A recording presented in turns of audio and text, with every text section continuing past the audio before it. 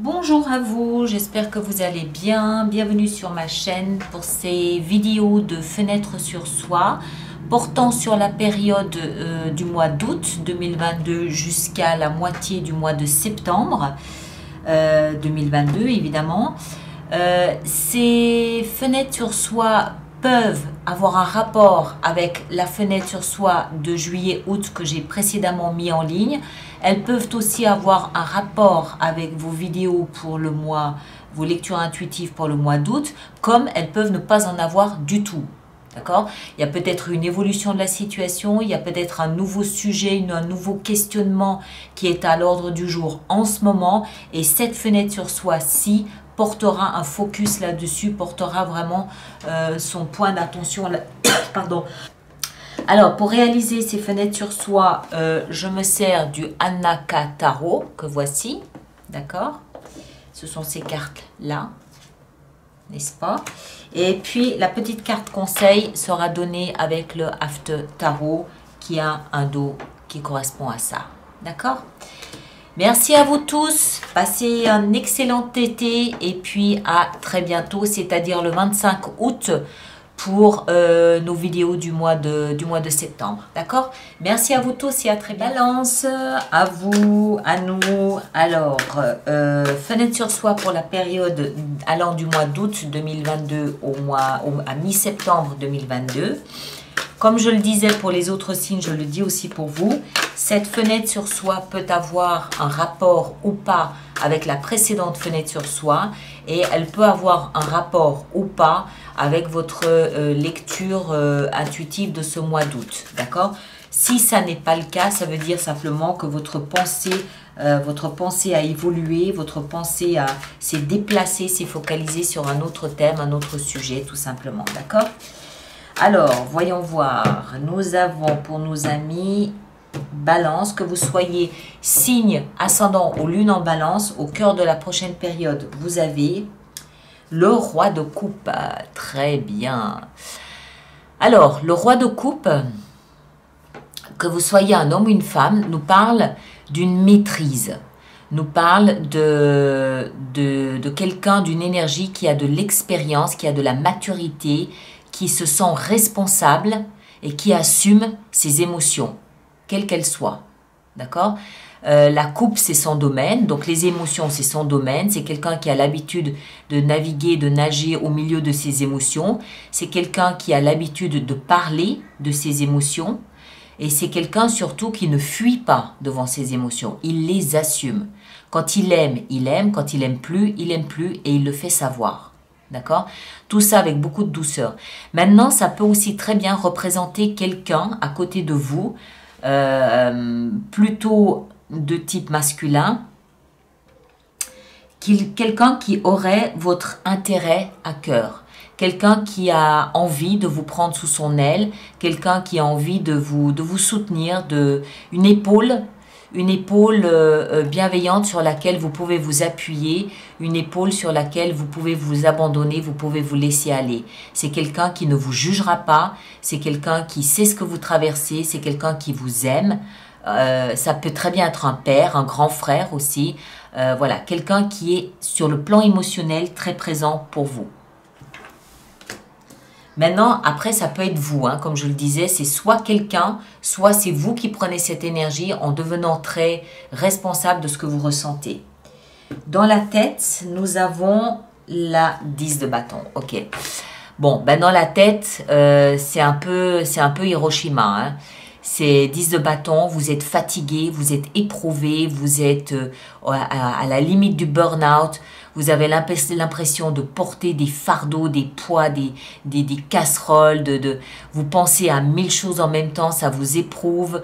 Voilà, c'est dans la tête, faites attention parce que ça peut même être une forme de...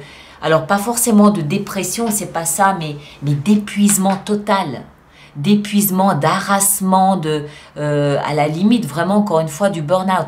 Et il semble, regardez ce bonhomme, la caricature parle d'elle-même.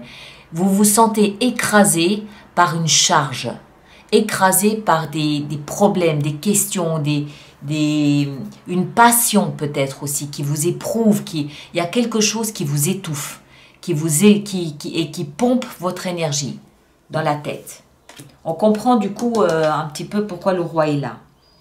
Après, ici, le socle, c'est la position qui va vous aider, qui va vous être utile, parce qu'elle nous explique de quelle façon vous pouvez, sur quoi vous pouvez vous appuyer pour traverser cette période. Et là, nous avons la 10 de denier. Waouh, superbe. Alors, 10 de denier, encore une fois, ça nous ramène à ce roi de coupe. 10 de denier nous explique que vous pouvez vous appuyer sur, alors, soit votre famille, une tribu, un clan, une communauté, des amis, un groupe auquel vous appartenez, je ne sais pas, un groupe de la fanfare, ou, voilà, un clan. Il y a tout un clan autour de vous, à côté de vous, sur qui vous pouvez vous appuyer. Ça peut être des amis, ça peut être vos animaux de compagnie, ça peut être, voilà, c'est des voisins, des collègues, ou encore une fois, une communauté sur laquelle vous pouvez vous appuyer pour traverser cette période. Ça peut aussi, les deniers nous parlent également d'argent, donc ça peut aussi être du patrimoine, ou ça peut être un héritage, ça peut être un gros chèque que vous recevez, une grosse vente que vous faites et qui va vous aider peut-être à traverser cette période. Moi, j'ai plus l'impression qu'il s'agit ici de quelque chose d'émotionnel, d'accord, et que du coup, c'est plus l'amitié, la bienveillance et l'amour des gens autour de vous qui peuvent vous aider à traverser cette période. Notez, c'est pas anodin que vous avez 2 fois le chiffre 10. 10 de bâton, 10 de denier. Les 10 nous parlent de la fin d'un cycle. Vous êtes à la fin d'un cycle qui semble vous éprouver grandement. D'accord? Alors, ici, on a le passé qui vous a propulsé dans cette configuration. On a la 4 de coupe. Alors, vous provenez d'un espace où vous étiez déçu, frustré, en attente de mieux sur le plan émotionnel. Encore une fois, hein, il y a beaucoup d'émotions là. Vous étiez dans un espace où en fait c'était un peu plan-plan. D'accord? Le travail, les amis, les amours, je sais pas, hein, vous le placez dans ce que vous vivez. Mais c'était plan-plan, pas intéressant, pas nourrissant. En fait, c'était intéressant au début et puis après, bon, ça a commencé à devenir un peu routinier, ça a commencé à devenir un peu votre plat quotidien. Vous mangez du gratin dauphinois tous les jours à midi. Au bout d'une année et demie, vous allez saliver devant une tête de veau. Hein. Vous comprenez ce que je veux dire? Quand on vous sert toujours la même soupe, à la longue, bon voilà, vous rêvez d'autre chose, vous avez envie d'autre chose, c'est usant, c'est décevant, c'est voilà. Et c'est ce qui vous amène ici, mais ça semble être quand même compliqué de vous défaire de cette soupe. Là où vous allez, on a, waouh, l'étoile. Vous allez vers un espace rempli d'espoir, rempli de lumière. Alors, l'étoile, regardez, il y a une petite étoile là-haut dans le ciel qui est directement reliée à votre âme et qui vous guide. D'accord? Elle illumine le chemin, elle vous guide, votre âme vous parle, votre âme vous dit ça va aller, ça va aller.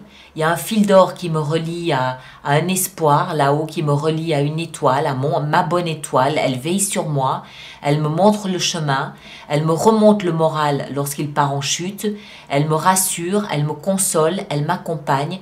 Je ne suis jamais seule dans ce que je vis, je ne suis jamais seule. Il y a toujours une petite lueur, une petite lumière quelque part là-haut dans le ciel qui me rappelle qu'on veille sur moi.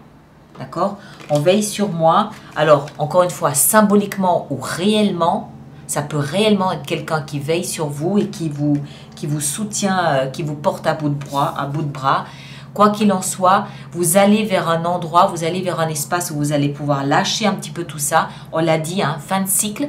Et le nouveau cycle sera plein d'espoir, sera plein de cette lueur et de cette sensation de ne jamais être seul, quoi que vous traversiez, quoi que vous viviez.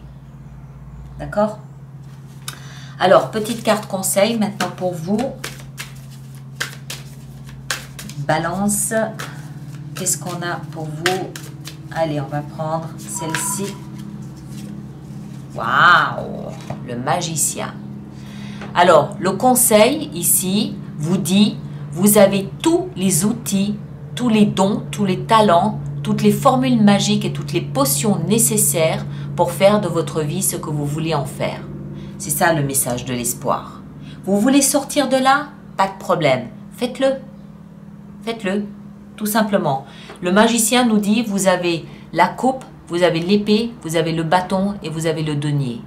Vous avez ce qu'il faut en argent, en patience, en intelligence, en motivation, en énergie, en compétences. Vous avez tout ce qu'il faut pour changer de direction de vie. Voilà, c'est le conseil donné, le magicien. Le magicien va transfigurer le quotidien parce que le quotidien lui plaît plus. Il va le transformer, il va en faire ce qu'il veut en faire. D'accord? Il faut juste peut-être vous reposer, vous rendre compte de vos appuis, hein, les appuis que vous avez qui ne sont pas anodins, et puis partir en direction de l'espoir, de voir, essayer de vous connecter à cette petite lumière à l'intérieur de vous qui va vous guider, qui va vous montrer le chemin. D'accord? Alors mes très chers, allez voir votre signe ascendant et votre signe lunaire pour compléter votre lecture. Merci de partager, de liker et de vous abonner. Et puis, moi, je vous demande toujours systématiquement de bien vouloir laisser vos commentaires sur YouTube pour que les autres personnes du signe de la balance puissent comparer avec vous et puis se rassurer. Ah ben, je ne suis pas tout seul à vivre ça, ça fait du bien, voilà. Et puis, on se retrouve, nous, le 25 août prochain pour les lectures intuitives du mois de septembre. D'accord? Portez-vous bien, passez un bel été et à très bientôt.